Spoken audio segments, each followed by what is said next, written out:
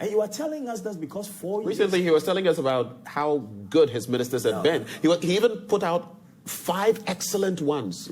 Are you disputing that? If nobody remembers anything I say today because I may die tomorrow morning, you know why? I have learned that this world is not our own. We're all just passing through. And every day we must live as if it were the last day of our lives. Some good old Jim Reeves. If nobody remembers anything I say today, please remember this.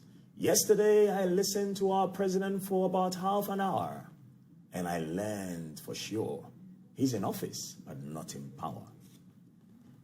How exactly do you mean? In office. Let me just repeat what he said. So yesterday he says he listened to Mr. President for about half an hour. For about half an hour. And I learned he's in office. He's in office. Not in power. He says the president, Nana Dankwa Akufo-Addo, is in office, but not in power. Please explain.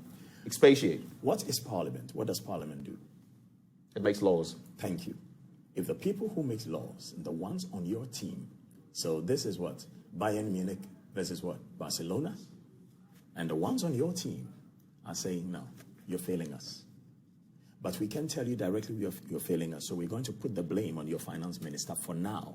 Eventually, we will get to you. Are you really in power? If you give a speech of 30 minutes, and instead of telling us how ashamed you are, that you let some of the people you appointed, you let some of the people who you put around you who had no common sense to tell you, Emperor, you have no clothes, but made you sign or have somebody you have authorized sign to go and rent a plane your nation cannot afford, and they come and give us the stupid justification of, oh, but that way he can have a shower in the sky. And you, knowing full well that we don't have the horses if we create the generals, have made 16 regions when we need only 6 based on the ethnic groups of Ghana. Cannot even think of having hospitals so people do not die needlessly, but are thinking of a cathedral, not knowing and understanding the church is in your heart, not in buildings.